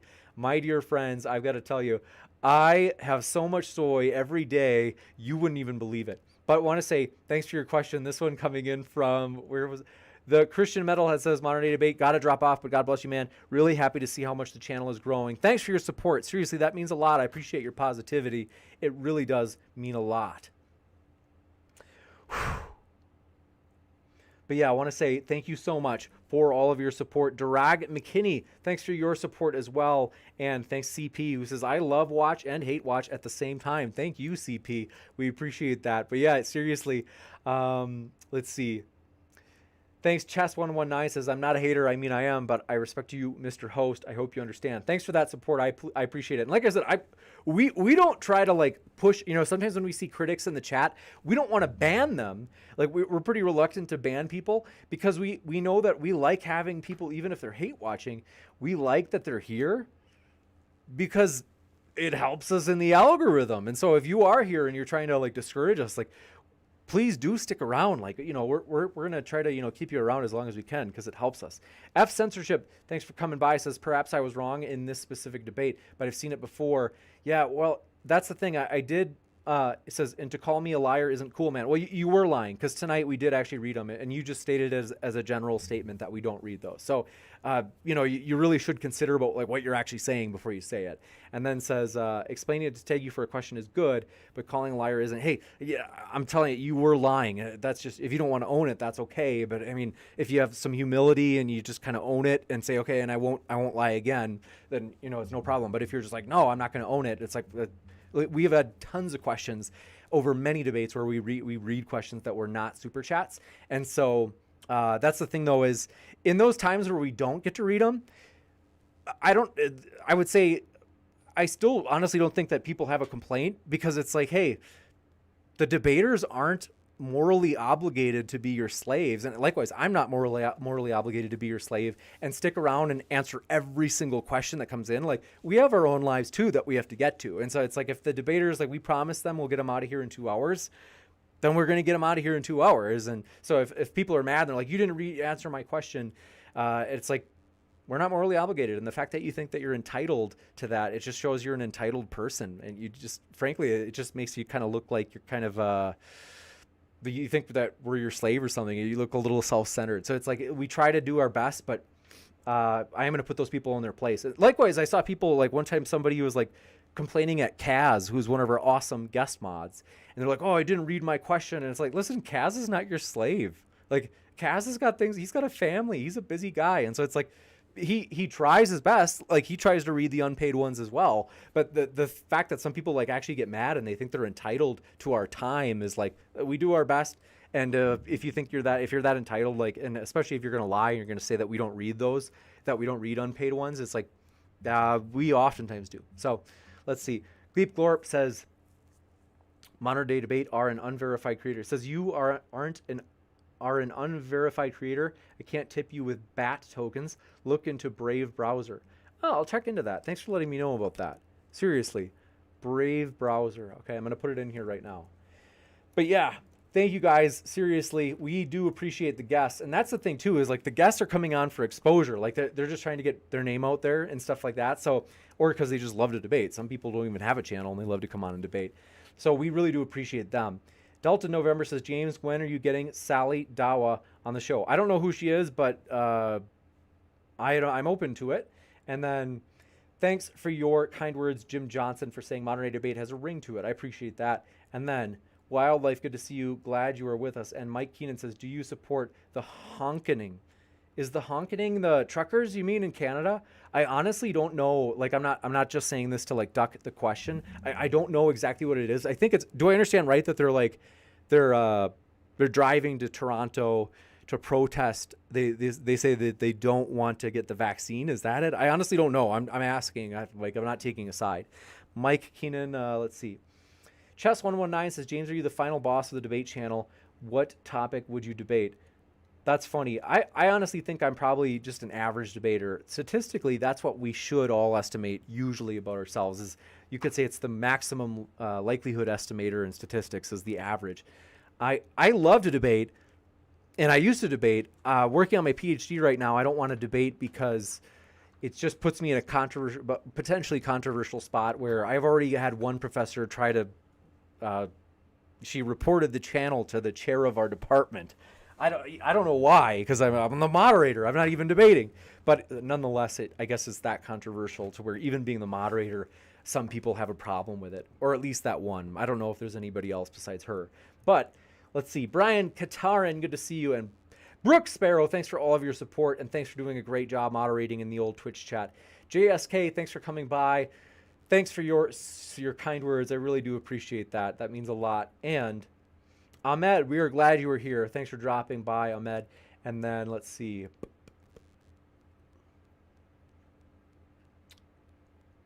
Appy Frenzy, thanks for coming by. But yeah, it's like, I just appreciate you guys. So thank you guys. I think that's, yeah, it's always a fun time. Whether you be atheist, whether you be Christian, whether you be Muslim, you name it. We are glad you are here. We really do hope you feel welcome. And Mike Keenan says, yes, I really don't know about it. In terms of my personal opinion, I think the vaccine is a good idea. It sounds like it's reduces your chances of having a serious reaction, like having to go to the hospital, and that sounds pretty good. In terms of whether or not, I don't know what the rules are in Canada, so I want to be careful about what I say. I'm not super big on like saying that truckers would have to, like if the government is saying it, I'm not super like, especially if truckers are driving around like alone.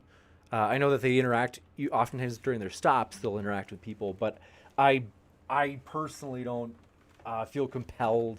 I don't really, you could say that government mandates don't appeal to me. I think it's something that people, hopefully we can persuade them and without being a government mandate. Jim Johnson says, modern day debate, they are going to Ottawa to fight vaccine forces mandates. Gotcha, good to know. And then a Red Ape says, I'd like to be a debater, but I'm a nobody and don't know who to reach out to. If you go to YouTube's YouTube channels and you click on there, first you look at the channel and then you click on the tabs, on the top of the YouTube profile. You click on the About tab. It will show you, you can usually click on a button that will let you get their email. Now, not every YouTuber has it showing, but a lot of them do. And so I've got to let you know, like, that's one way to get a hold of people. And so it's like, it's hard for me to like set up debates right now. Cause seriously, I can't keep up with my emails. It's hard to find someone too. Cause like some people are like, well, you should just find someone else to do it. And it's like, it's hard to find people. Like we had a person who, well, I hope he's okay. Cause long story short, yeah, it's hard to find. There's a lot to do. So we're doing our best. But thanks for your support. Brooke Sparrow says, let's get to 200 likes. We're at 192 likes already. You guys, we can totally get another 8 likes, which will get us to 200 likes for this live stream. do want to say your support really does mean a lot, as that helps us in terms of our discoverability. Seriously, the YouTube algorithm does give a little bit of a boost to us in terms of recommending our videos to more people if people are liking that like button. And so that really does help us. And we have no shame about it. We want to grow. Like, we'll be honest, like, we want to grow in terms of our subscribers. We want to grow in terms of our video views. And the reason is we think that we're providing something valuable to YouTube. It's a neutral platform. We want everybody to have their fair shot at making their case on a level playing field. We want everybody to be treated fairly, whether they be Muslim, atheist, Christian, politically left, politically right, black, white, gay, straight, you name it. We really do want everybody to get a fair shot. That's important to us. So that, if you believe in that value with us, if you hold that value as dearly as us, namely that you say, hey, I like that. I want everybody to get their fair shot, and this channel is doing their best to do that. Hey, hit that like button, because that does help us as we pursue that vision and as we continue to grow on YouTube. And our impact, we are just thrilled, you guys. Thank you guys for helping us get where we've gotten. But hey, our story is just beginning. We are excited. Don't get me wrong. I'm thankful that we have 64,000. And by the way, just a month ago, we hit 60,000. So we have hit, in the last month, we had a big month because of the conference. We had 4,000 new people come to the channel in the last month. So thank you guys for sharing videos, stuff like that on Twitter, retweeting, whatever it is, sharing it on Facebook. That helps us. And I got to tell you, you guys, seriously, thank you guys, because you have made this possible. You guys have supported this channel in so many ways. We've already blown past that goal of 200 likes. We've got 207. With just another 3 likes, we can get to 210. So we want to say thank you guys for your support. And then Mao Demighty says, where is the pool I can buy into for how long it takes YouTube to ban this channel? I don't know. I think that we're going to be around for a while. And the reason is we actually do try to follow you could say, the terms of service. And we have gotten a strike before. It was technically a strike warning. We appealed it and we won. So we are pretty careful. And I do think that, and a lot of people win appeals. It's not that hard. But want to say thanks. Doc Twat says, gosh, I don't know what that name means, but says James is doing a great job. I appreciate that, Doc. Seriously. We're 1 like away from 210. So do want to encourage you, if you believe in the vision with us, if you're excited with us, and our story is just beginning, my dear friends, because we're determined. We are absolutely committed. We are on a determined march by the end of the year, we want to make it to 100,000 subscribers. We believe we can totally do that. We are absolutely pumped for that. And I've got to tell you guys, the reason is not because we're like, oh, we're all about numbers. It's more that we're about impact. We want to make a difference on YouTube. We want everybody to say, hey, you know what? If I'm a Muslim, or if I'm an atheist, or if I'm a Christian, is there a channel where I can go to and I can actually make my case, and I won't have a moderator try to jump in to debate me, and take sides, or I won't have the channel put out a video after the debate that says, oh man, that debater was so stupid, or their arguments were so bad. We don't do any of that. We want it to be as fair as possible. And so if you're like, hey, that sounds like a cool thing to me. We like this channel. We like that it's around. And we don't have videos that put out, like, let's say a pro, let's say a pro-Muslim message, or a pro-atheist, or a pro-Christian message. Like, it's purely like debates. That's it. That's all the debate channel is debates.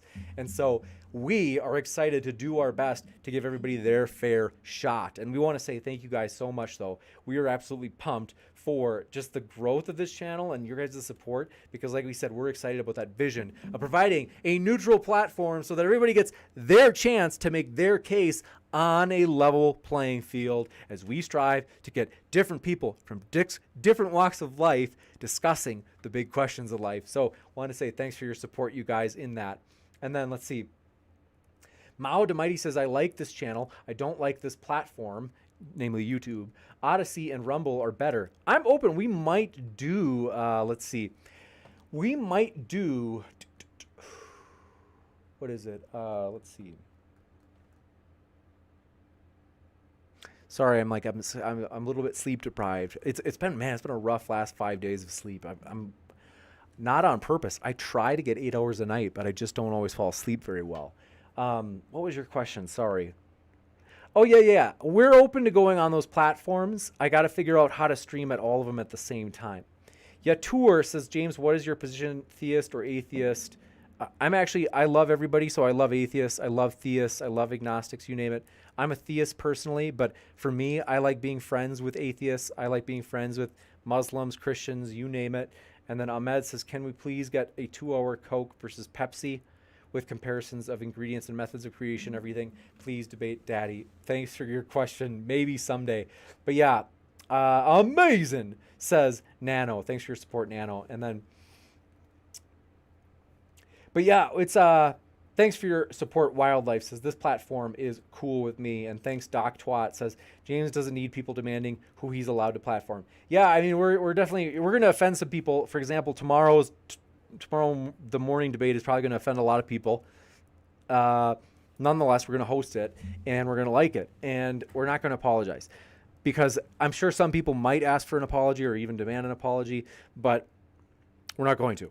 So we think through it. It's not like we just haphazardly are like, yeah, let's host it. And, like we actually do consider what we're hosting before we actually host it. It's not just that we, we'll just throw this together and not think about it. Because I take it seriously. Like I actually do think about, what are like the ethical things that are going on here if we host this person or that topic. So, I get it. But F censorship says, let's see. Wow, put me in my. It's like you're angry, but yeah, we love that you're glad. We're glad that you're here. F censorship, that seriously helps us in the algorithm. And Martin H says that was actually well said. Good night. Thank you, Martin H, for your support. That means a lot. I appreciate you saying that. And then, Mao Demighty says, so you're demisexual. I don't even know what that means. But Travis Pratt, good to see you. And Commentator Warrior, the Jesus Christ follower, thanks for coming by. Says, can you bring Christian Prince? I'm open to bringing Christian Prince. I think Muji or the Perfect Dawa wants to debate Christian Prince. So if Christian Prince is open to it, I don't know if he wants to come on. You got to let me know if he's open to that. Let's see. F censorship. Let's see. F censorship. I'm calling you out. I'm going to call you out. You were lying. I don't think I'm bad for saying that because you actually were. And that's the thing is, but when I say attack the arguments instead of the person, if somebody is lying, so if somebody comes up on the stream and they just flagrantly lie, I'm fine with people saying hey, that person's being dishonest. So for example, let's say that, let me think of an example. Let's say they pulled up a paper that one of the speakers cited and they said, look, this paper says the opposite of what the speaker is saying. They're not telling the truth. That's fine. What I don't like is when people say oh, that person is so disingenuous. They have to be dishonest right now. It's unless you have evidence, if you can show me a paper that, shows that they're misleading, and that they're actually reading, let's say the paper, they're reading it in such a way to misrepresent it, where it's it clearly doesn't say what the person is saying that it says in terms of, let's say, even the title. Totally cool. I'm not against people calling people out, but my thing is a lot of times we get this kind of oh, hey, you believe in your magic sky daddy, dummy, blah, blah, blah, or you believe in the fairy tale of evolution, dummy. And that stuff is okay, that's not useful. So let's see. Jens Brockhoven says, James just likes to cuddle, peeps. It's true. And Mike Keenan says, I like your new sunglasses. Thank you for that, Mike. And then KDips18, thanks for coming by, says, I missed the debate. Might have to rewind it. You definitely should. It was a juicy one tonight. There's no doubt about it. And Bill Pasto, am I saying it right? We're glad you were here. Captain Butt, glad you made it. Thanks so much. Says, this is my go-to channel now. Watching stuff, modern day debate, background noise, modern day debate, sleepy time, modern day debate. You rock, James. Thanks. Seriously, that means a lot. I really do appreciate that. And I get that. I've listened to a lot of times I listen to my friends' channels because it's just if I'm dozing off or something, it's just comfortable to listen to people you consider your friends, So it's it's different. It's a good feeling. But Brooke Sparrow is right. We've got a Discord, which is linked in the description, and I'm going to pin that to the top of the chat. Let's Farm and others have done a fantastic job of making the Discord for Modern Day Debate. It's the official Discord. They have made it awesome. And so we just want to say we appreciate that. That really does mean a lot. James has got one of the better reputations. Thanks for your kind views. And says a neutral platform for different views to be challenged. I really do appreciate that, Doc. Seriously, that means a lot. And Let's see. Comment Warrior, the Jesus Christ follower, says, have you ever been demonetized by YouTube? Only certain videos. We've never had the channel demonetized. You have to be pretty naughty to get your channel just flat out demonetized. Usually what it is they will, they'll give you a warning. And they'll sometimes demonetize some of our videos, but that's like, that's not that weird. A lot of channels have that happen. And then, and I would say it's pretty rare now. Almost everything we have is monetized now. It used to be the case that, for example, if we had a topic on the channel of Abortion, I think I spelled that right, we would get demonetized like every debate on that topic, but now we don't. It's rare that we do, so that's cool. Robo Furry Man, is it Furry Man or Fury Man? I think it's supposed to be Fury. Sorry, Robo Fury Man. We are glad you were with us, but yeah, Ahmed, thank you for your kind words. I seriously appreciate that. Says, literally haven't seen such a neutral host as James. Thank you for your service to dialogue and discussion. Love you, debate daddy. Thank you for your kind words. We are excited and we really do appreciate it. We really do want to make you feel welcome. Is whether you be Muslim, whether you be atheist, whether you be Christian, you name it. We really are glad you were here. Seriously. And then Doc Twat says, Gavin versus Destiny should be epic. You guys, I got to tell you, it is true. Tomorrow, stick around, hang around the channel tomorrow all day, because in the morning, you can get up with us and you can watch this debate at the bottom right of your screen. It's going to be epic. Apostate Prophet and Khalid are doing this especially controversial topic. I got to be honest. It's the most controversial topic I think we've hosted. So you don't want to miss that one live. Hit that subscribe button if you haven't already. Then tomorrow night, and during the middle of the day, you're like, well, what do I do during the day? We've got a lot of debates. We've got about 690 debates that we've hosted. So I would encourage you, you can actually, you can watch some of those other debates while you're waiting for this one in the bottom right of your screen. Between Destiny and Gavin McGinnis, this is going to be a giant debate. We're really excited about this. And so you guys, you don't want to miss this one. It is going to be amazing. Destiny and Gavin McGinnis are going to be live tomorrow night. We're really excited about that. And they're debating whether or not Joe Rogan's podcast is, you could say, doing more harm than good when it comes to the topic of COVID. So we are excited about that. But let's see here. Happy Camper says, James, have any of the debates change your mind on a topic? Absolutely. I've had my mind change on different, it's usually not like a stance like where I'm like, okay, I moved from being like politically like Democrat to Republican or vice versa. It's not like that. It's more like, oh, that argument I thought was unsound, but now I heard a good defense of it, of the objection that I thought, knocked it down. And so now I'm like, oh, okay, it's actually, so I changed my mind on our argument. Like I've got those examples. But Mike Keenan says, but for serious, I respect you what you do. I'm an atheist and give credit for giving platform to whoever. I do appreciate that. That means a lot, Mike. Seriously, I really do appreciate that.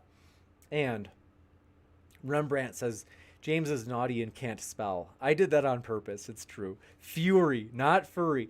But yeah, Mike Keenan, you guys are funny. Want to say thanks so much, Sideshow Nav, for all your support. You guys, huge round of applause for Sideshow Nav, who does so much to help this channel and has helped us with the conference. And just, I could go on and on about all the things that he's done. So we really do appreciate him. Is it my camera just like totally zoom in on me? Is that just me? But Comment Warrior, Jesus Christ follower says, can you bring Ben Shapiro? LOL, you'll get lots of subscribers.